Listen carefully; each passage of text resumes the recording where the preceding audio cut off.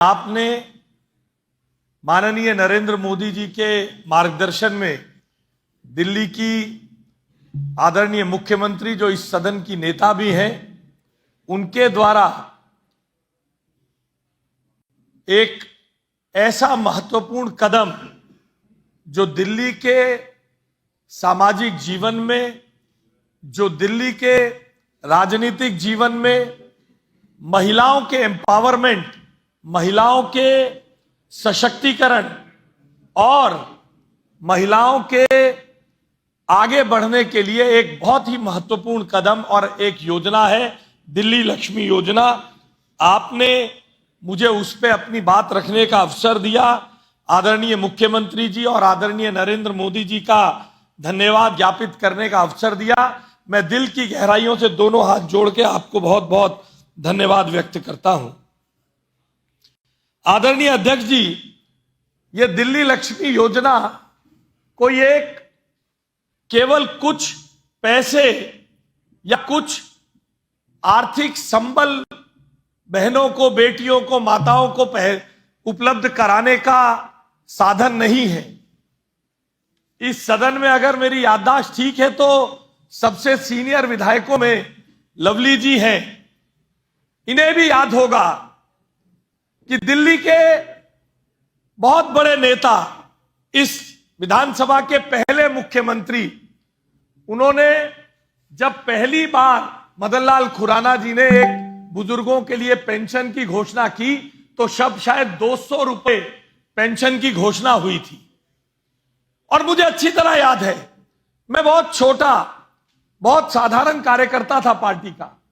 खुराना जी उस बात को कैसे समझाते थे कि ये 200 रुपए किसी का जीवन नहीं बदल सकते, ये 2500 रुपए आज किसी के जीवन नहीं बदल सकते, मगर ये उसके जीवन में सम्मान का, एम्पावरमेंट का इतना बड़ा साधन कर सकते हैं। जब वो मां, जब वो नानी, जब वो दादी बिना किसी से मांगे अपनी जेब में से, अपने पल्लू से 500 रुपए निकाल के अपनी नाती के हाथ पे रखेगी, तो जो सम्मान उसको मिलेगा, जो सुख, जो संतोष उसको मिलेगा, ये आदरणीय मुख्यमंत्री जी ने आदरणीय नरेंद्र मोदी जी के मार्गदर्शन में वो सम्मान, वो आत्मविश्वास उन माताओं को, बहनों को, नानियों को, दादियों को देने का काम किया है, जिसके लिए मैं दिल की गहराइयों से आदरणीय प्रधानमंत्री जी और आदरणीय मुख्यमंत्री जी का आभार व्यक्त करता हूं।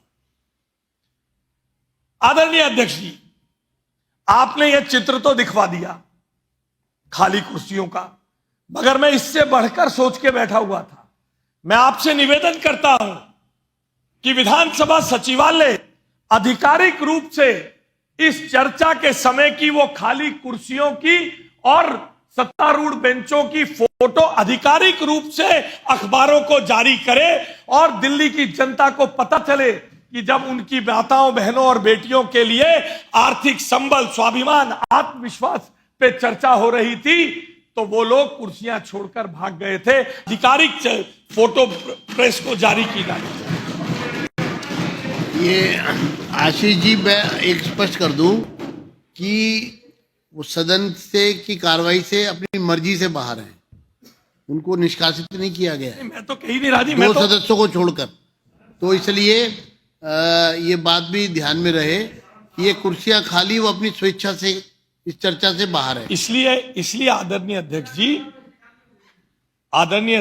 इसीलिए दिल्ली की जनता को पता चलना चाहिए कि उनके द्वारा चुने गए लोग उनके हितों के मुद्दे पे नहीं, सुबह चर्चा हो रही थी, बजट प्रश्नकाल नहीं रखा। आज जब इतने महत्वपूर्ण विषय पर चर्चा हो रही है तो वो लोग गायब हैं, स्वेच्छा से गायब हैं। इसलिए भी दिल्ली की जनता के सामने ये एक्सपोज किए जाने चाहिए। मुझे आज बिल्कुल वो याद आ रहा है आदरणीय अध्यक्ष जी, राम मंदिर के विषय में आंदोलन होता था तो हमसे कहा जाता था, आप लोग तो नारा लगाते हो मंदिर वहीं बनाएंगे मगर तारीख नहीं बताएंगे। हमारी ये योजना भगवान राम की कृपा से हुई है, उसके बराबर तो नहीं है साहब, मगर हर सदन की शुरुआत में आकर तख्ती लेकर आते थे और मुख्यमंत्री जी से पूछते थे तारीख नहीं बताएंगे, तारीख नहीं बताएंगे। अरे इनको बता दो, 28 तारीख बता दिए, रेखा गुप्ता जी ने 28 तारीख बता दी है जब उनके खातों में पैसे चले जाएंगे। और आज जो लोग यहां से बहिष्कार करके गए हैं, वॉकआउट करके गए हैं, अध्यक्ष जी मैं आपकी मार्फत उन्हें कहना चाहता हूं, बाई गॉड की कसम किसी कागज पे साइन मत करना, किसी बहन के कागज पे साइन मत करना। तुम्हें जब इसकी चर्चा में नहीं बैठना है, जब तुम्हें इस पे डिस्कशन नहीं करना, तो अध्यक्ष जी इन्हें कहना बाई गॉड की कसम साइन ना करें किसी पे। इनके साइन से किसी बहन को 2,500 रुपए दिल्ली लक्ष्मी योजना में नहीं मिलने चाहिए। धन्यवाद प्रस्ताव है? धन्यवाद प्रस्ताव में अगर शामिल नहीं हो रहे तो हाँ शामिल नहीं है साहब। हाँ, तो इसीलिए धन्यवाद नहीं करना किए जाने चाहिए। They should be named and defamed.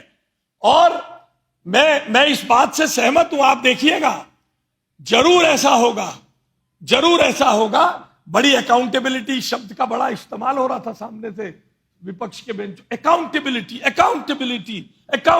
5 बार एक माननीय सदस्य ने एक एग्जाम्पल दिया। आपकी अकाउंटेबिलिटी नहीं है दिल्ली की महिलाओं के प्रति? जब हम ये बात करते हैं तो कहते हैं पंजाब में ये हो रहा है, पंजाब में ये हो रहा है, एक्सेंट सा बनाकर बोल रहे हैं। तो अध्यक्ष जी मैं आपको ये बताना चाहता हूं ये गए क्यों है। ये दर्द जारी रहेगा। मैं इस सदन को बताना चाहता हूं अध्यक्ष जी, ये दर्द जारी रहेगा। और दर्द जारी क्यों रहेगा? क्योंकि आपने 2,500 रुपए देने का वादा कर दिया, 2,500 को देंगे तो क्या होगा? दर्द जारी रहेगा। आपने साइकिलें देनी शुरू कर दी, क्या होगा? दर्द जारी रहेगा। आपने सिलेंडर दे दिए, 2 सिलेंडर देने का, तो दर्द जारी रहेगा। आपने हम पे आरोप लगते थे कि झुग्गी झोपड़ी को बीजेपी वाले हटा देंगे। दिल्ली की मुख्यमंत्री आदरणीय प्रधानमंत्री जी के नेतृत्व में रिवीजन ले आई कि 10 साल और तक जो बचे हुए थे 2025 तक उनको भी झुग्गी पे मकान मिलेगा, तो दर्द। और अध्यक्ष जी कांवड़ यात्रा के यात्रियों के लिए मुफ्त बिजली और सब सुविधाएं एक जगह मिलने लग गई, दर्द जारी रहेगा। छठ पूजा के लिए, रामलीला के लिए दिल्ली के ईडब्ल्यूएस में दाखिलों के लिए नया पोर्टल आ गया, दर्द जारी रहेगा। इनके फी माफिया को बदलने के लिए फी बिल आ गया, दर्द जारी रहेगा। ये लोग हर दिन वो मिंटो ब्रिज पे पानी भर जाता था तो कहते थे ओहो हो 50 साल की ज्यादा बारिश आ गई। अब सारे लोग मिंटो ब्रिज की एक फोटो 2025 से पहले की और एक अब की दिखाते हैं, तो कितना दर्द रहेगा, जारी ही रहेगा दर्द। ये सब बदल होते देखकर दिल्ली में 2023-24 में पीक लोड हो गया 8600 किलोवाट। अरविंद केजरीवाल जी आए, अखबार में आके, टीवी में आके, ओहो दिल्ली का सबसे ज्यादा पीक लोड हो गया, दिल्ली में 8600 पीक लोड हो गया, 8600 मेगावाट पीक लोड हो गया। हाय हाय क्या करें। अब की बार दिल्ली में 8748 पीक लोड हो गया, तो दर्द जारी रहेगा। दिल्ली में पता भी नहीं चला। इतने सारे काम हो रहे हैं अध्यक्ष जी कि इसके कारण ये दर्द जारी रहेगा। और ये दर्द जारी होने का और भी कारण है अध्यक्ष जी, ये समझने की जरूरत है कि अभी यहां पर बार बार कह रहे थे हमने पंजाब में इसको दे दिया, आपने इसको रोक दिया, आपने उसको रोक दिया। आदरणीय अध्यक्ष जी मैं आपकी मार्फत यहां पर फैक्ट्स को रखना चाहता हूं। और मुझे मालूम है ये जो लोग आज यहां थे, ये भी और इनके आका भी, इनके बॉसेस भी जरूर मेरी बात सुन रहे होंगे। उनको दर्द लग, फोमो रहेगा, फोमो, अरे यार पता नहीं क्या क्या बोल देंगे हमारे, क्या क्या खोल देंगे हमारी बातें। तो मैं आपको बताना चाहता हूं, आम आदमी पार्टी के वो गले में एक तख्ती लगा के चलते हैं, आईआईटी की डिग्री दिखाते हुए चलते हैं।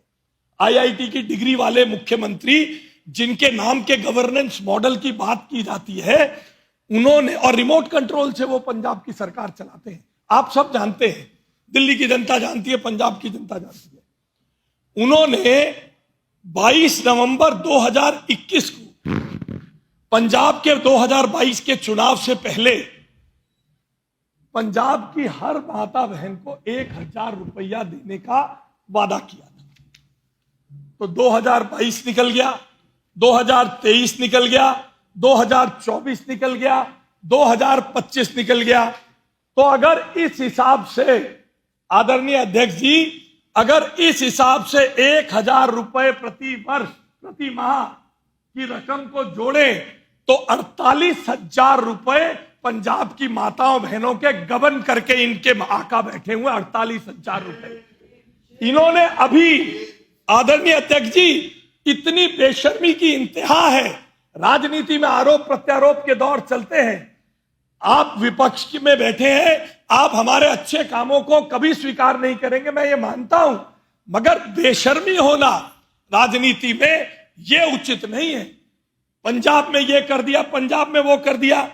आपको ये जानकर हैरानी होगी कि पंजाब में 8 मार्च 2026 को 9300 करोड़ रुपए का बजट जारी हुआ है, यानी चुनाव से मात्र 1 साल पहले, और 1 साल में केवल 9,300 करोड़ रुपए बजट देकर माताओं और बहनों को 5 साल पहले वादा किया था, 5 साल पहले वादा किया था, और 1 साल में 9300 करोड़ रुपए देकर, और इसके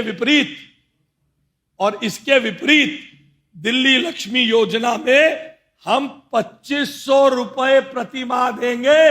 1 जून 2026 से पोर्टल खोल दिया, 28 अगस्त को किस्त देनी शुरू कर देंगे, और हमारे पहले साल का एलोकेशन है 5,100 करोड़ रुपए, 5,100 करोड़। और इसके हिसाब से हम लगभग 30,000 रुपए प्रति वर्ष प्रत्येक बहन को देंगे जो इससे लाभान्वित होंगी। और अध्यक्ष जी, यहां एक बात और समझने की है, एक बात और समझने की है।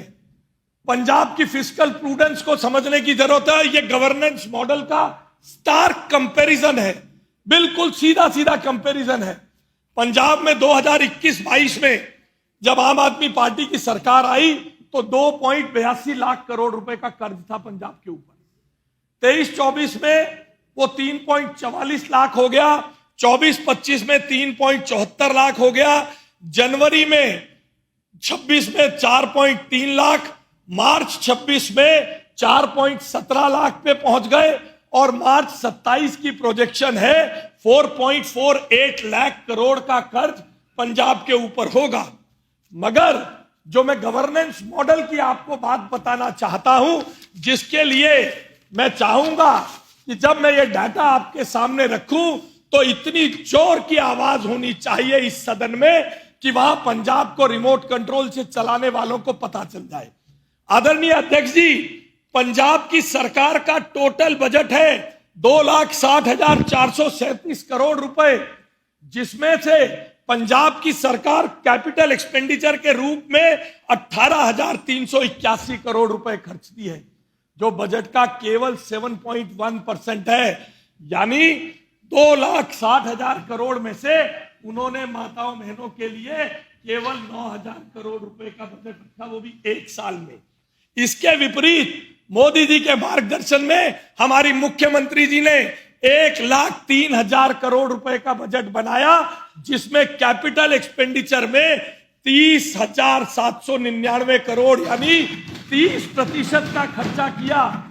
उसके बावजूद हम पहले वर्ष में ही 5,100 करोड़ रुपए निकाल पाए। यह है मॉडल ऑफ गवर्नेंस जो नरेंद्र मोदी जी के मार्गदर्शन में मुख्यमंत्री जी कर रही हैं, और अपने गले में IIT की डिग्री लगाकर वॉशिंगटन पोस्ट और न्यूयॉर्क टाइम्स में अपने विज्ञापन के रूप में आर्टिकल छपवाने से गवर्नेंस नहीं होती है। आदरणीय अध्यक्ष जी, हमने गवर्नेंस भी दी है, गुड गवर्नेंस भी दी है। किसी भी सरकार का सबसे बड़ा, लवली जी बहुत साल तक मंत्री रहे, कैलाश गहलोत जी बहुत साल तक मंत्री रहे, यहां और भी वरिष्ठ विधायक, ओम प्रकाश जी कई वर्षों से विधायक हैं। किसी भी राज्य के बढ़ोतरी के लिए, उसके आगे बढ़ने के लिए, ये जो हम वेलफेयर सोशल स्कीम्स देते हैं, चाहे वो पेंशन हो, चाहे दिल्ली लक्ष्मी योजना हो, ये तो उनको एम्पावर करती ही है, ये समाज में आत्मविश्वास लाती है, ये समाज में एक रिसर्जेंस की भावना लाती है, एक आगे बढ़ने का भाव उत्पन्न होता है, अच्छा फैक्टर उत्पन्न होता है। मगर राज्य आगे बढ़ता है जब सरकार कैपिटल एक्सपेंडिचर को बढ़ाती है, जब कैपिटल एक्सपेंडिचर से विकास कार्य होते हैं, सड़कें बनती हैं, नालियां बनती हैं, सड़क खड़ंजे लगते हैं, पुल बनते हैं, बस अड्डे बनते हैं, स्कूल बनते हैं, कमरे बनते हैं, स्कूल में स्मार्ट क्लासरूम बनते हैं, डिजिटल लाइब्रेरीज लगती हैं। इस कैपिटल एक्सपेंडिचर के साथ राज्य आगे बढ़ता है आदरणीय अध्यक्ष जी। इसलिए इन लोगों के तो दर्द जारी ही रहेगा और अभी कई वर्ष तक जारी रहेगा, क्योंकि हमारी सरकार मोदी जी के मार्गदर्शन में और मुख्यमंत्री जी के नेतृत्व में रुकने वाली नहीं है।